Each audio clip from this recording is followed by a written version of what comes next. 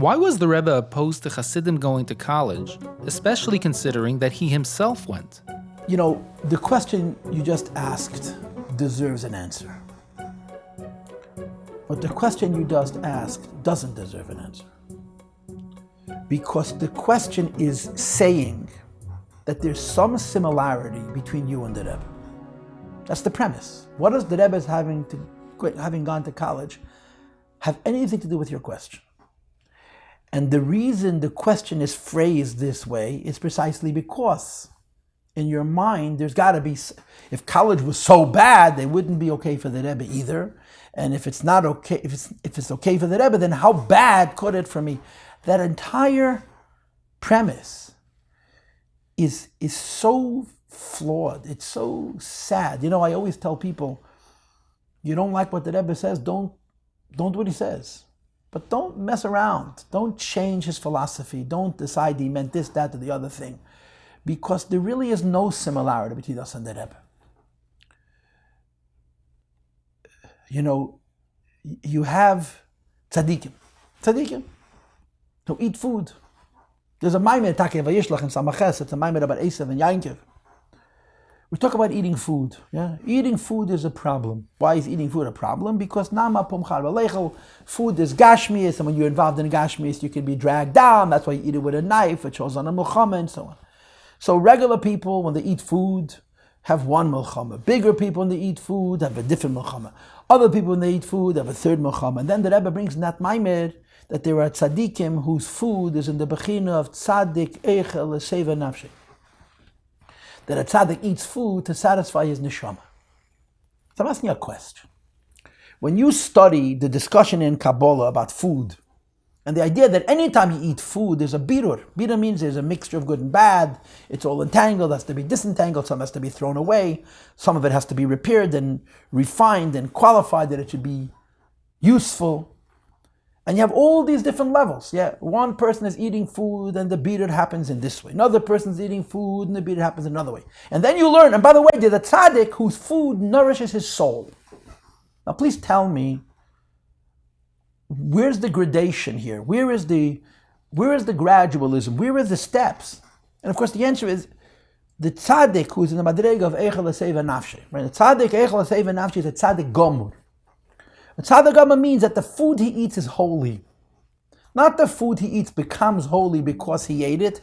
The food he eats is holy. It's compared to kachim. You know, the Polish chassidim have a concept of shirayim. That a tzaddik eats food and they grab the leftovers. And the word shirayim is a term that's used in the Beis HaMikdash. When they had karbonis, what didn't go on the Mizbeach, it's called shirayim. That's where the term comes from. You're eating food of a holy person. A holy person. What do you and I have in common with holiness?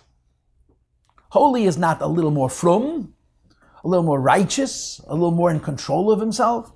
The premise that we can address the question of the Rebbe's opinion about college to the Rebbe's own personal attending college is a tragic and sad lack of understanding of what the Rebbe is and how the Rebbe lived and what's the meaning of the Rebbe going to college.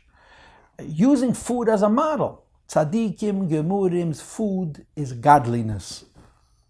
Tzaddikim Gemurim don't eat food that elevates sparks. Tzaddikim Gemurim eat food and they bring godliness into the world. It's not another level of what you're doing or I'm doing.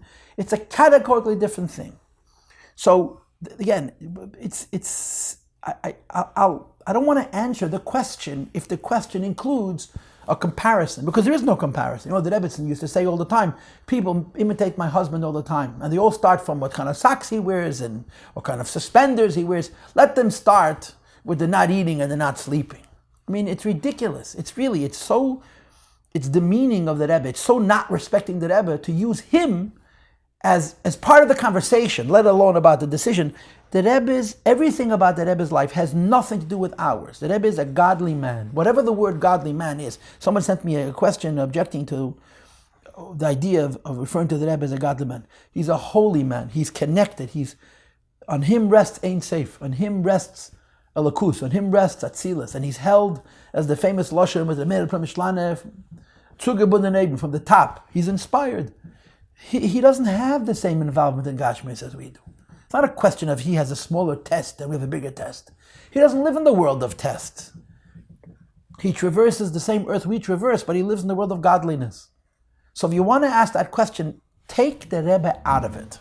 The Rebbe poses, and he made it very clear, and he was very adamant and very passionate about the fact that he felt that college was a very dangerous place for a human being, let alone for a Jew, especially for a religious Jew.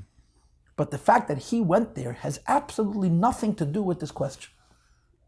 And as long as we keep comparing the Rebbe's going to our college to our going to college, the question can't be answered because you don't understand what it means that the Rebbe is a Rebbe and we follow his lead.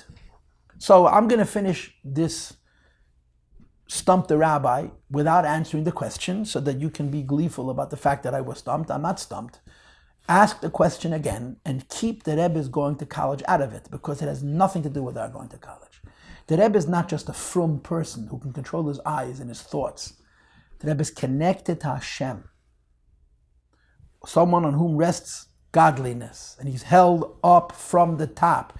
And his place in this world, he's not struggling with the world in his personal life. He's bringing God into the world. We struggle with the world.